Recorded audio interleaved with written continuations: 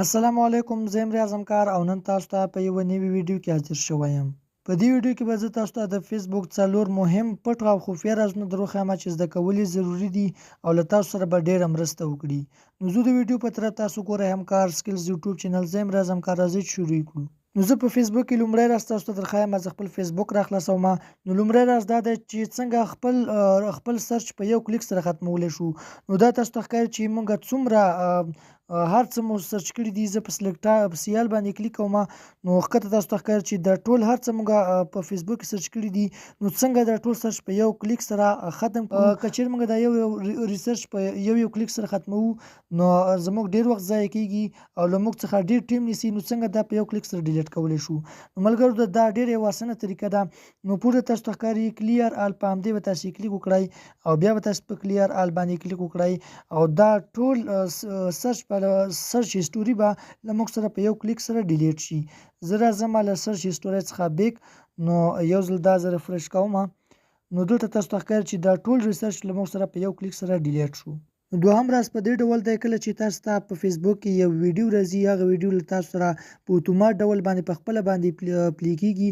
کله چې تاسو ته هغه ویډیو پلی شي نو ستاسو انټرنیټ هم کمزوری شي او ستاسو انټرنیټ هم بې ځایه مصرف شي. نو څنګه هغه ویډیوګانې په خپل فیسبوک کې بندې کړو. ملګرو د دې لپاره به تاسې راشئ، په دې دریو لیکو باندې به کلیک وکړئ او ښکته به تاسې راشئ او دلته به تاسې په سیټینګز او پریویسي او بیا به تاسې په سیټینګز اپشن باندې کلیک وکړئ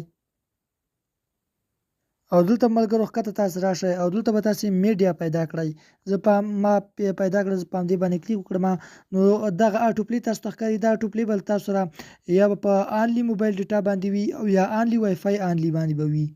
که چیرې په لومړی باندې وي نو تاسو چې په خپل موبایل کې بیا ډیټا خلاصه کړئ او یا له خپل موبایل وای فای سره کنیکټ کړئ نو ستاسو ویډیوګانې به ستاسو په موبایل کې په خپله باندې پلی کیږي. که په دوهم باندې کلیک وکړئ نو یوازې چې تاسو له وای فای سره وصل یاست ستاسو ویډیوګانې به ستاسو په موبایل کې پلی کیږي.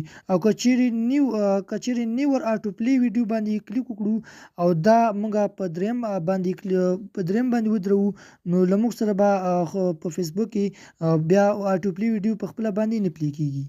ملګرو د دې لپاره به تاسې یو ځل له فیسبوک څخه وځئ او تاسې به یو ځل بیا خپل فیسبوک را خلاص کړئ نو تاسو سره به هغه سیټینګ سیو شوی وي. نو دریم راز ملګرو په دې ډول دی چې کله تاسې خپل فیسبوک د شپې لخوا استعمالوئ نو تاسې د دې شاته بیکګراوند تور کړئ تر څو ستاسې سترګې خرابې نه شي. نو د دې لپاره به تاسې په دې دریو لیکو باندې به کلیک وکړئ او ښکته به تاسې راشئ او دلته به تاسې په سیټینګ پریویسي او بیا به تاسې په سیټینګ باندې کلیک وکړئ او دلته ملګرو لږ شیبه انتظار به وکړو. نو دلته به تاسې ښکته راشئ او دلته تاسو ته دغه اپشن ښکاري ډارک موډ، په همدې به تاسې کلیک وکړئ او دغه اپشن به تاسې آن کړئ. کله چې دا تاسو آن کړئ نو تاسو ته به دا بیکګراوند تور راشي او په دې ډول سره به کله چې تاسې د شپې لخوا فیسبوک استعمالوئ بیا به ستاسې سترګې نه خرابېږي. نو زه راځم دا دوباره آف کوم او زه غواړم چې د دې بیکګراوند سپین شي. نو دریم راز ملګرو په دې ډول دی، کله چې تاسو په فیسبوک کې یو ځل ویډیو پلی کړئ او هغه تاسې نیمه وګورئ او تاسې له فیسبوک څخه وځئ او تاسې غواړئ چې هغه ویډیو بیا وګورئ او یا تاسو یو ځل ویډیو کتلی وي او تاسې غواړئ چې دوباره بیا وګورئ نو هغه ویډیو به تاسې چیرته پیدا کوئ، یعنې د فیسبوک هیسټوري ویډیوګانې به موږ څنګه ګورو. ملګرو د دې لپاره به تاسې په دې ویډیو نښان باندې به کلیک وکړئ او دلته به تاسې پروفایل را خلاص کړئ او دلته تاسو ته دوهم اپشن درکوي هیسټوري، په همدې به تاسې کلیک وکړئ او دلته به تاسو ته ټولې هغه ویډیوګانې راواړوي چې تاسې په خپل فیسبوک کې یو ځل پلی کړي دي.